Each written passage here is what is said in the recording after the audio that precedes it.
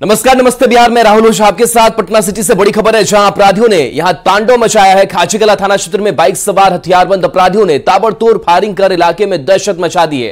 Firing में 2 लोगों को गोली लगी है।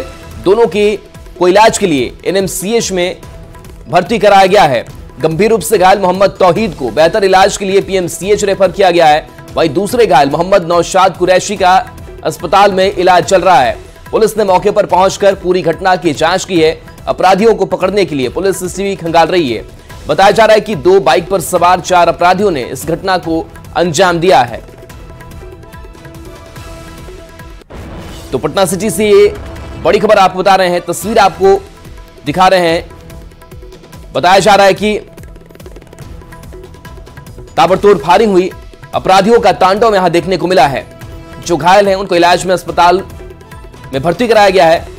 खाचीकला थाना क्षेत्र में बाइक सवार हथियारबंद अपराधियों ने ताबड़तोड़ फायरिंग की है। बताया जा रहा है कि 2 लोगों को गोली लगी है। दोनों को इलाज के लिए एनएमसीएच में भर्ती कराया गया, जिसकी तस्वीर आप देख पा रहे हैं। गंभीर रूप से घायल मोहम्मद तौहीद को बेहतर इलाज के लिए पीएमसीएच रेफर किया गया है, जहां उसका इलाज जारी है। को गोली लगी है, 2 आदमी को लगी है। एक तौहीद को लगी है और एक का नाम नौशाद है। दोनों ही का अगल बगल में दुकान है। दोनों ही अपने अपने दुकान के पास बैठे थे। ऐसी नाम है क्या, किस तरीके से गोली चला उनको लग गया? 4 लड़के, जवान लड़के थे जो अंडर 30 सब थे। वो बाइक पर गाली गलौज करते हुए, किसी का नाम लेके नहीं, किसी का कोई ऐसा कोई अपने मार देंगे फलाम। तो दो गाड़ी पर थे वो लोग। अब मगर वहाँ पे 2 गाड़ी पर थे। एक बुलेट पीछे से ही थी और एक मोटरसाइकिल। उस पर 2 लोग सवार मोटरसाइकिल पर थे, एक बुलेट पे थे। वो 3 लोग थे। अब उसके बाद वही फायर करते हुए जहाँ तहाँ आसमान ज़मीन जैसे जिसको जैसे, वो कोई टारगेट नहीं था, बस वो निकल गए। बेगूसराय में एक बार फिर एक महिला पर डायन बेसाही का आरोप लगाकर दबंग पड़ोसियों ने महिला के पति और बेटे को पीट पीट कर अधमरा कर दिया।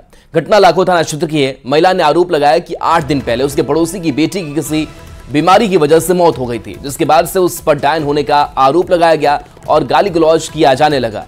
बीती रात जब वो अपने परिवार के सदस्यों के साथ घर में थी, तभी डब्ल्यू पंडित अपने परिवार के अन्य सदस्यों के साथ पहुंच गया और लाठी डंडे से पति और बेटे को पीट पीट कर घायल कर दिया। वही मामले में पुलिस ने आपसी विवाद में मारपीट की बात बताई है। फिलहाल सभी घायलों का सदर अस्पताल में इलाज जारी है। ये आपस में झगड़ा किया था, 112 पर कॉल आया। अच्छा, उसी में हम लोग लाए हैं। कितना देर में आप लोग पहुँच गए? वही 7-8 मिनट पर पहुँच गए थे। ये कहाँ का मामला है? ये अयोध्या बारी का है। मैंने मारपीट हुआ है? हाँ, आपस में मारपीट की है। आप लोग मैंने वहाँ पहुँच के इसको उपचार के लिए सदर लाए? सदर अस्पताल। कौन थाना से है? लाखों ऑफिस है। मुंगेर में पुलिस ने दर्जनों शराब की भट्टी को ध्वस्त किया है। पुलिस ने भारी मात्रा में देसी और विदेशी शराब की बड़ी खेप को बरामद किया है। पुलिस ने कई इलाकों में छापेमारी अभियान के दौरान 4 धंधेबाज को गिरफ्तार किया है। पुलिस ने विशेष छापेमारी अभियान के तहत 3898 लीटर से ज्यादा देसी शराब और 24 लीटर से ज्यादा विदेशी शराब को बरामद किया है। पुलिस ने कुल 11 शराब भट्टी को ध्वस्त किया है। मुंगेर की तस्वीर, ये खबर, जहां 1 दर्जन शराब भट्टी को ध्वस्त किया गया। पुलिस ने विशेष छापेमारी अभियान चलाया, जहां सैकड़ों लीटर शराब की बरामदगी हुई। मौके से 4 धंधेबाज भी गिरफ्तार किए गए हैं।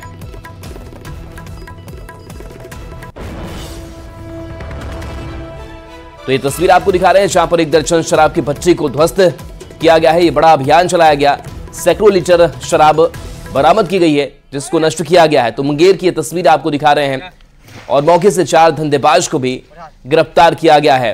तो पुलिस ने विशेष छापेमारी अभियान चलाया और इसमें शराब बरामद की गई और 1 दर्जन शराब भट्टी ध्वस्त भी की गई।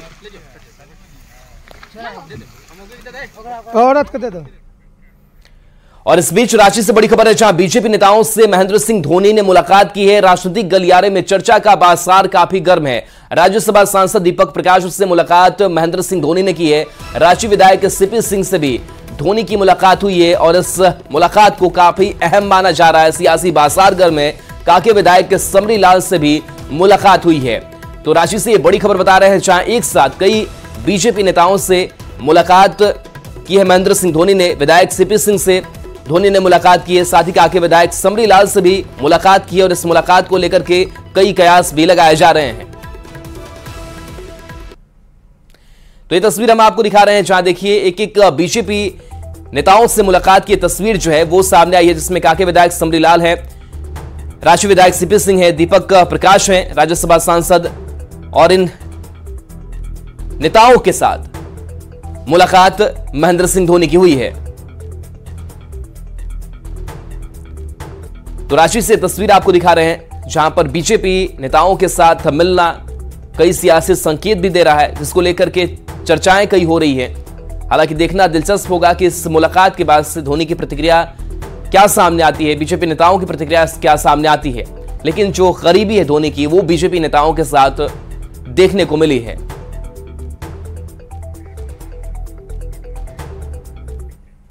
विश्व जलवायु कार्रवाई शिखर सम्मेलन में शामिल होने पीएम मोदी देर रात दुबई पहुंचे। भारतीय समुदाय के लोगों ने पीएम मोदी का दुबई में भव्य स्वागत किया। पीएम मोदी के स्वागत के दौरान भारतीय प्रवासियों ने सारे जहां से अच्छा गाया, भारत माता की जय और वंदे मातरम के नारे भी लगाए। विश्व जलवायु कार्रवाई शिखर सम्मेलन को COP28 के नाम से जाना जाता है। ग्रीन हाउस गैस उत्सर्जन को कम करने और जलवायु परिवर्तन से प्रभावी ढंग से निपटने के तरीकों पर चर्चा करने के लिए दुनिया के कई नेता जलवायु कार्रवाई शिखर सम्मेलन में भाग लेने वाले हैं। पीएम मोदी इस सम्मेलन को संबोधित करेंगे। विश्व जलवायु कार्रवाई शिखर सम्मेलन COP28 का उच्च स्तरीय खंड है।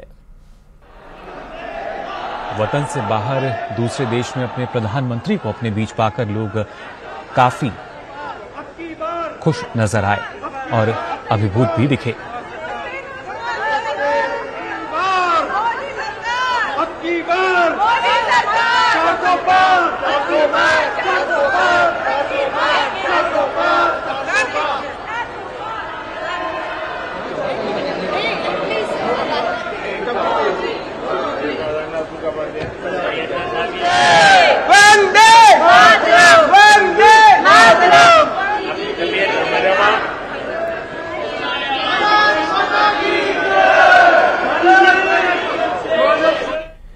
तो देखिए, राजस्थान, मध्य प्रदेश, छत्तीसगढ़, तेलंगाना और मिजोरम में विधानसभा चुनाव संपन्न हो गया है और अब देश भर की नजरें 3 दिसंबर को आने वाले नतीजे पर टिकी है। हालांकि नतीजे से पहले इन 5 राज्यों में विधानसभा चुनाव के एग्जिट पोल भी आ गए हैं। छत्तीसगढ़ में 2 चरण में 90 विधानसभा सीट पर मतदान 7 और 17 नवंबर को हुआ था। जो वहां एग्जिट पोल है उसकी बड़ी बातें आपको बता रहे हैं। राजस्थान में बीजेपी की सरकार आ सकती है। एग्जिट पोल में भी है कि मध्य प्रदेश में बीजेपी और कांग्रेस के बीच टक्कर देखने को मिल रही है और सबसे खास कि छत्तीसगढ़ में कांग्रेस वापसी कर सकती है। वहीं बात करें अगर तेलंगाना की, तो तेलंगाना में तीसरे टर्म से केसीआर दूर रह सकते हैं। यहां पर कांग्रेस एग्जिट पोल में भारी पड़ती हुई नजर आ रही है। वहीं मिजोरम में सत्ताधारी MNF की वापसी के संकेत भी इस माह एग्जिट पोल में मिल रहे हैं। वहीं राजस्थान में 5 साल में सत्ता बदलने का इतिहास रहा है और ऐसा लग रहा है कि इतिहास एक बार फिर से दोहराएगा। मध्य प्रदेश में 2003 से बीजेपी सत्ता में रही है। शिवराज सिंह चौहान के खिलाफ एंटी इनकम्बेंसी नहीं है, जो महा एग्जिट पोल से बड़ी बातें निकल करके और सामने आई है। छत्तीसगढ़ में भूपेश बघेल दूसरी बार जीत सकते हैं, तो भूपेश बघेल के लिए ये अच्छे संकेत है। तो ये महा एग्जिट पोल और ऐसे में 5 राज्यों में हो रहे विधानसभा चुनाव के नतीजों के पहले एग्जिट पोल के नतीजों ने सबका ध्यान खींचा है। एग्जिट पोल के नतीजों में जहां मध्य प्रदेश और छत्तीसगढ़ में कांग्रेस को बढ़त मिलती दिख रही है, तो राजस्थान में बीजेपी को बंपर जीत मिल सकती है। मिजोरम में MNF सत्ता में वापसी करती हुई दिखाई दे रही है। तो वहीं तेलंगाना की अगर बात की जाए तो BRS, कांग्रेस और बीजेपी के बीच कांटे की टक्कर है। सवाल है कि अगर ये नतीजे सही साबित होते हैं तो इन नतीजों का बिहार पर क्या असर होगा।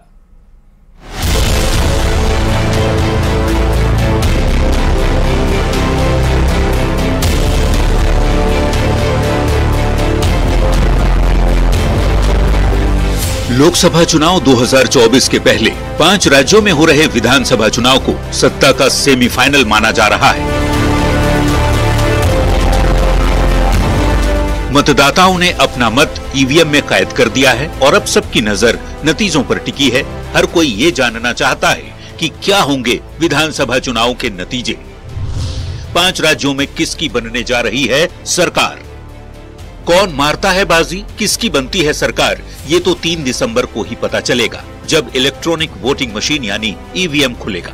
लेकिन उसके पहले 30 नवंबर को कई एजेंसियों का एग्जिट पोल सामने आया, इन सब सर्वे को आधार बनाते हुए न्यूज 18 ने महा एग्जिट पोल किया था। महा एग्जिट पोल के मुताबिक राजस्थान में बीजेपी को 115 सीट, कांग्रेस को 71 सीट, जबकि अन्य के खाते में 13 सीट जाती हुई दिख रही है। जबकि मध्य प्रदेश की यदि बात करें तो एमपी में बीजेपी को 124, कांग्रेस को 102 और अन्य को 4 सीटें मिलने का अनुमान है। छत्तीसगढ़ की बात करें तो बीजेपी को 38, कांग्रेस को 50 और अन्य के खाते में 2। तेलंगाना में बीजेपी को 5, कांग्रेस को 60, बीआरएस को 48 सीटें, जबकि एआईएमआईएम को 6 सीटें मिलने का अनुमान है। वहीं मिजोरम में बीजेपी को 1, कांग्रेस को 8, एमएनएफ को 14, जेपीएम को 17, जबकि अन्य के खाते में कोई भी सीट आती नहीं दिख रही। यानी अगर इन आंकड़ों पर नजर डालें तो पता चलता है राजस्थान में बीजेपी की बड़ी जीत संभव है। एमपी में बीजेपी और कांग्रेस के बीच कांटे की टक्कर है। छत्तीसगढ़ में कांग्रेस वापसी करती हुई दिख रही है। तेलंगाना में कांग्रेस अच्छा प्रदर्शन करती दिख रही है और केसीआर तीसरे टर्म से दूर रह सकते हैं। अब सवाल है कि अगर एग्जिट पोल के आंकड़ों के अनुसार ही एक्चुअल नतीजे भी आते हैं तो इन नतीजों का बिहार पर क्या असर होगा, क्योंकि इन 5 राज्यों के चुनाव के नतीजे बताएंगे 2024 के लोकसभा चुनाव का मुकाबला कैसा होने जा रहा है। क्योंकि बीजेपी जीती तो मोदी और भी मजबूत होंगे और मोदी विरोधियों का मनोबल पूरी तरह से चकनाचूर हो जाएगा। लेकिन अगर कांग्रेस जीतती है तो ऐसी स्थिति में देश की सियासत तो बदलेगी ही, कांग्रेस INDIA गठबंधन में काफी मजबूत हो जाएगी और इसका सीधा असर विरोधी दलों के गठबंधन के भविष्य पर भी पड़ेगा। Bureau report, news 18। 5 राज्यों में विधानसभा चुनाव के बाद एग्जिट पोल भी आ गए हैं, जिसको लेकर अब राजनीतिक बयानबाजी और दावे भी शुरू हो गए हैं। बीजेपी नेता शाहनवाज हुसैन ने कहा है कि राजस्थान, एमपी और छत्तीसगढ़ में बीजेपी की सरकार बनने का उन्होंने दावा किया है। जो 5 साल पहले हुआ था उसमें तो हम लोग मध्य प्रदेश हार गए थे, छत्तीसगढ़ हार गए थे, राजस्थान हार गए थे और तब भी उन इलाकों में हमने लोकसभा की सब सीट जीत ली थी, 0 पे आउट कर दिया था। लोकसभा का चुनाव और विधानसभा का चुनाव अलग होता है, लेकिन इस बार हम लोग मध्य प्रदेश, छत्तीसगढ़, राजस्थान तीनों जगह स्पष्ट बहुमत के साथ सरकार बनाएंगे, इसमें कोई शक की गुंजाइश नहीं है। तेलंगाना में भी हमारी मजबूत स्थिति बनी हुई है। तो देश के 5 राज्यों में चुनाव और एग्जिट पोल के बाद अब देश भर की निगाहें नतीजे पर टिकी हुई है। परिणाम तो 3 दिसंबर को आएगा, लेकिन उसके पहले तमाम चैनलों ने अपना अपना एग्जिट पोल जनता के सामने रख दिया है, जिसमें मुकाबला कड़ा माना जा रहा है। कुछ राज्यों में बीजेपी तो कहीं कांग्रेस जीतती हुई नजर आ रही है। पोल के नतीजे के आधार पर 5 राज्यों का जो विधानसभा चुनाव है उससे तो इस बात का एहसास हो रहा है कि आदरणीय प्रधानमंत्री नरेंद्र मोदी जी के नेतृत्व में जो चुनाव लड़ा गया है उसमें भारतीय जनता पार्टी को राजनीतिक रूप से बेचैन कर दिया है। तो स्वाभाविक है 2024 के लोकसभा चुनाव के पूर्व 5 राज्यों के विधानसभा चुनाव का जो जनादेश होगा, जिसकी जनता प्रतीक्षा कर रही है। कांग्रेस के एक एक कार्यकर्ता, एक एक नेता को बधाई और शुभकामनाएं। हम छत्तीसगढ़, तेलंगाना, मध्य प्रदेश तो निश्चित तौर पर जीत रहे हैं, इसमें किसी को संदेह नहीं होना चाहिए। हाँ, थोड़ी लड़ाई राजस्थान में जरूर है। राजस्थान का अपना एक ट्रेंड भी रहा है हर 5 साल पर सरकार बदल देने का, लेकिन कांटे की टक्कर है। संभव है कि हमारी सरकार वहां बन जाए। फिर भी हमने बहुत अच्छा लड़ा है, जनता ने हमें खूब प्यार दिया है, खूब आशीर्वाद दिया है। लोकतंत्र में इसी की जरूरत होती है। एग्जिट पोल जो आए हैं उनको बिल्कुल हमारा नमन है, और हालांकि व्यक्तिगत तौर पे मैं एग्जिट पोल पे विश्वास नहीं रखता हूँ, भले वो हमें जिता रहे हों चाहे हमें हरा रहे हों। इसे क्योंकि जितना सैंपल साइज होता है उनका, उससे ज़्यादा बड़ा sample size Bharatiya Janata party का होता है, क्योंकि हमारे हर बूथ पे एक एक लिस्ट पे पन्ना प्रमुख होते हैं। बिहार सरकार के शिक्षा विभाग की अपर मुख्य सचिव के पाठक ने और बड़ा फैसला लिया है, जिस पर सियासत बेहद गर्म हो गई है। के पाठक ने 2 नेताओं पर सख्ती बढ़ती वेतन और पेंशन पर रोक लगा दी। इतना ही नहीं, शिक्षकों और शिक्षक नेताओं को लेकर भी नए सिरे से फरमान जारी कर दिया गया, जिसमें मीडिया और सोशल मीडिया पर बयान देने पर पाबंदी लगा दी गई है।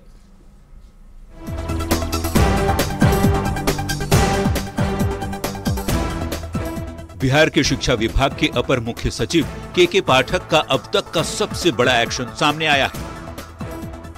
एमएलसी संजय कुमार सिंह के पेंशन पर के पाठक ने रोक लगा दी है। संजय कुमार सिंह सीपीआई से विधान पार्षद हैं। इसके साथ ही विश्वविद्यालय शिक्षक संघ फुटाब के महासचिव भी हैं।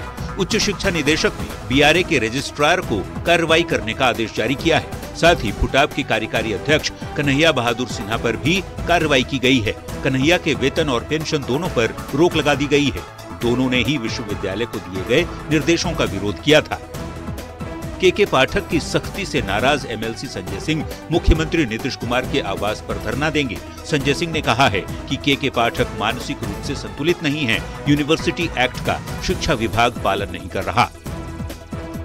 शिक्षकों और एमएलसी संजय सिंह के खिलाफ हुई कार्रवाई के बाद बीजेपी एमएलसी नवल किशोर यादव ने के पाठक पर हमला बोला है। नवल किशोर यादव कहते हैं कि लोकतांत्रिक अधिकारों का हनन करने का अधिकार किसी को नहीं है और इसका खामियाजा सीएम तक को भुगतना पड़ेगा।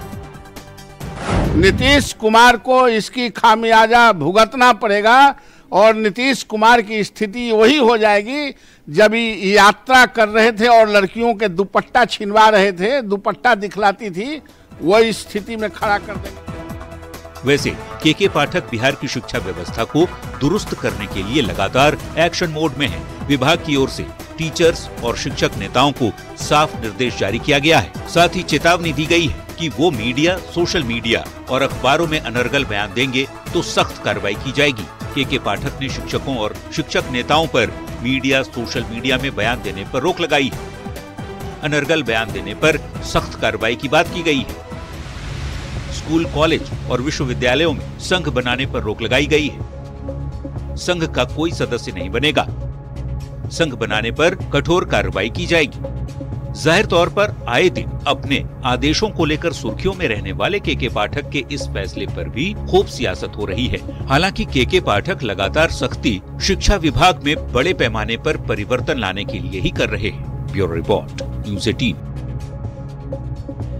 शिक्षा विभाग के अपर मुख्य सचिव के पाठक ने एमएलसी संजय सिंह की पेंशन पर रोक लगाने का आदेश दिया है, जिस पर राजनीति गर्मा गई है। सीपीएम विधायक अजय कुमार ने इसे के पाठक की तानाशाही बताते हुए संजय सिंह के खिलाफ इसे तुगलकी फरमान बता दिया है और मुख्यमंत्री नीतीश कुमार से इसमें हस्तक्षेप कर इस आदेश को वापस लेने की मांग की है। श्री संजय जी जो है वो तिरहुत शिक्षक निर्वाचन क्षेत्र से एमएलसी है। उनका जो है पेंशन को शिक्षा विभाग के अपर मुख्य सचिव के पाठक जी के द्वारा रोक लगा दी गई है। मैं समझता हूं कि ये तानाशाही है और रोक इसलिए लगाई गई है क्योंकि उनका कहना है कि शिक्षक संगठन का काम करते हैं। मैं उम्मीद करता हूं कि निश्चित तौर पर सरकार के हमारे मुख्यमंत्री जी माननीय नीतीश कुमार जी इस पर गौर करेंगे और इस तरह के तुगलकी प्रमाण पर अंकुश लगाएंगे। एमएलसी संजय सिंह की पेंशन रोकने की के पाठक के आदेश पर जिस तरह से सीपीएम विधायक अजय कुमार ने के पाठक पर तानाशाही का आरोप लगाया है, उसको लेकर जेडीयू ने जोरदार पलटवार किया है। जेडीयू एमएलसी खालिद अनवर ने अजय कुमार पर जमकर भड़ास निकाली है और साफ शब्दों में चेतावनी दी है कि सरकार को किसी पॉलिसी से नाराजगी है तो उसे लेकर मुख्यमंत्री से बात कीजिए, उचित फोरम पर अपनी बात रखिए, लेकिन सड़क पर अगर कोई सरकार में रहते हुए नीतीश कुमार के खिलाफ बोलेगा तो जेडीयू उसे बर्दाश्त नहीं करेगा। सरकार में साथ रहना है या नहीं, सीपीएम ये तय कर ले। महागठबंधन के मुखिया श्री नीतीश कुमार जी हैं और अगर किसी पॉलिटिकल पार्टी को ऐसा लगता है कि सरकार की जो पॉलिसीज हैं वो सही नहीं है तो उनको मुखिया से बात करनी चाहिए। आपने जिस नेता को मुखिया बनाया उनसे बात कीजिए। अगर सड़क पे आप उंगलियां उठाएंगे हमारे नेता के ऊपर, हम इसको बर्दाश्त करने वाले नहीं हैं। हम कमज़ोर नहीं हैं, हम समझौते करके सरकार चलाने वाले नहीं हैं, हम झुक करके सरकार चलाने वाले नहीं हैं। नीतीश कुमार का रिकॉर्ड है कि उन्होंने किसी भी कीमत पर किसी भी पॉलिटिकल पार्टी से कभी दबाव में राजनीति नहीं की है और हम इसको बर्दाश्त नहीं कर सकते। आपको कोई अगर परेशानी है तो नेता से बात कीजिए, आप पॉलिसी पे बात कीजिए। इस तरह की हरकत कीजिएगा, हम लोग नहीं छोड़ेंगे आपको। तो एक तरीके से उन्होंने तो चेतावनी दे दी और कहा कि यहाँ पे अधिकारियों की मनमानी चल रही है। अधिकारियों की मनमानी चल रही है, पॉलिसी में गड़बड़ी है, उसके लिए डिजिग्नेटेड प्लेस है, डिजिग्नेटेड लोग हैं, वहां जाकर के आप बात कीजिए। सड़क पे आप अगर हमारे नेता पे, महागठबंधन के नेता पे, नीतीश कुमार पे उंगली उठाएंगे, उनकी पॉलिसीज पे उंगली उठाएंगे तो मैं ये समझता हूं कि इस तरह की उंगली उठाने वालों को हम लोग छोड़ने वाले नहीं हैं। साफ बात है कि अगर आप नेता मानते हैं तो नेता के फैसले को मानिए, और कोई बात है तो नेता से बात कीजिए, नहीं मानते तो आप तय कीजिए, आप अपना रास्ता तय कीजिए, ऐसे थोड़ी होगा। शिक्षा विभाग की ओर से तिरहुत शिक्षक निर्वाचन से मिलते डॉक्टर संजय कुमार सिंह की पेंशन रोकने के आदेश पर बिहार की सियासत गर्मा गई है। बीजेपी सांसद सुशील मोदी ने इसे लेकर सीएम नीतीश कुमार पर हमला बोला है। सुशील मोदी ने कहा कि सीएम नीतीश कुमार के इशारे पर शिक्षा विभाग लगातार ऐसे आदेश जारी कर रहा है जिनसे स्कूली शिक्षक ही नहीं, कॉलेज विश्वविद्यालय के शिक्षकों तक के लोकतांत्रिक अधिकारों का हनन हो रहा है और वे अपमानित महसूस कर रहे हैं। ऐसे में शिक्षा विभाग की तानाशाही के खिलाफ आंदोलन की विकल्प है। तो ये पोस्ट सामने आया सुशील मोदी का, जिसमें नीतीश पर कई आरोप उन्होंने लगाए हैं। सीएम की सहमति से पेंशन पर रोक लगे, इस बात का जिक्र अपने पोस्ट में किया है। सुशील मोदी ने शिक्षा विभाग पर तानाशाही का आरोप लगाया है और उन्होंने कहा है कि इस तानाशाही के खिलाफ आंदोलन ही विकल्प है। और चलिए ब्रेक के लिए रुकेंगे, कुछ और खबरों के साथ जल्द वापस लौटते हैं।